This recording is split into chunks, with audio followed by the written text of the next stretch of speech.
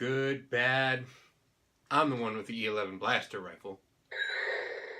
Ladies, gentlemen, geeks of all ages, you are now entering BJ Shea's Geek Nation. Welcome.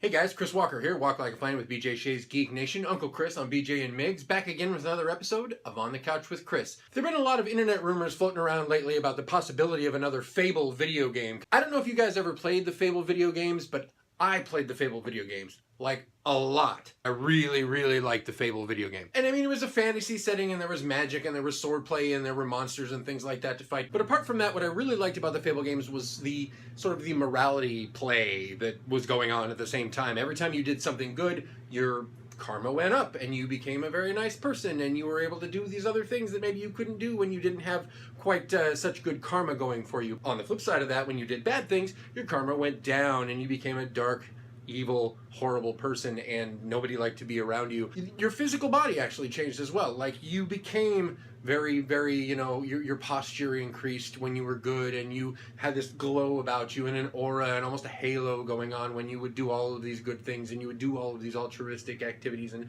become a good person. Whereas the flip side of that is you became much more demonic, much more sallow skin. You got dark, and like a red glow came about you, and you did bad things and you became evil. And I like that your character actually changed based on those decisions. So I, for one, really hope that the developers, Playground Games, can get it together and get me a new Fable game. But what this really got me thinking about is a lot of the other games that are out there that have that same sort of mechanic built into them, where there's a morality going on, where you make certain decisions and your character changes and develops because of those choices that you make. A lot of video games, you do a thing, you get a reward, maybe you don't, whatever, but it doesn't really change your character. In a pure RPG, your decisions have an effect on the way your character changes and grows and levels up. And there's a lot to be said for making altruistic choices to make your character nicer, or that is to say, good.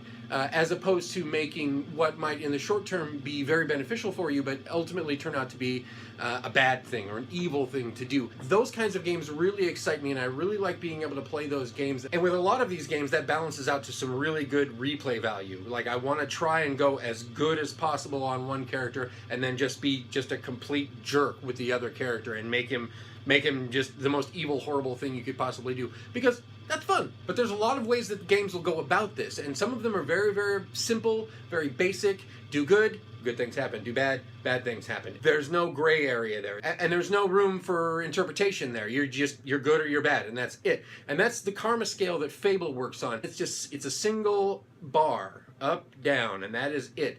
There's nothing else to it than that. A couple of other games that I think did this mechanic really well: KOTOR and Knights of the Old Republic, if you aren't into abbreviations or acronyms like I am. Black and White. Fallout 3 was really about that. You did good or bad, and the choices that you made sent you up and down this scale.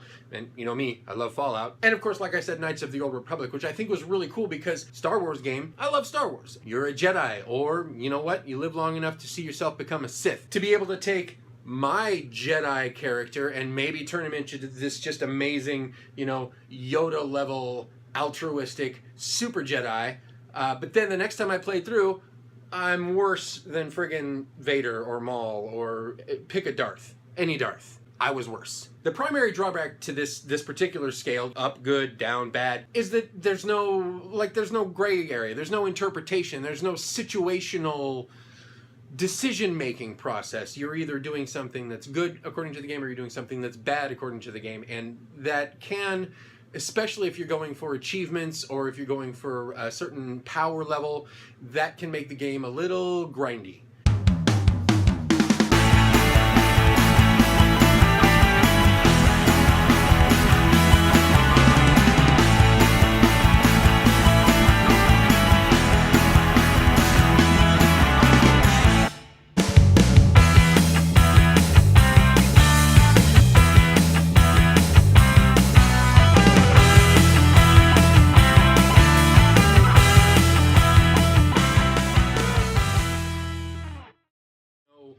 There's no gray area there. It's just good, bad, and that's it. There's no So I'm really hoping, really hoping. So I, for one, really hope, I gotta stop saying so many reallys.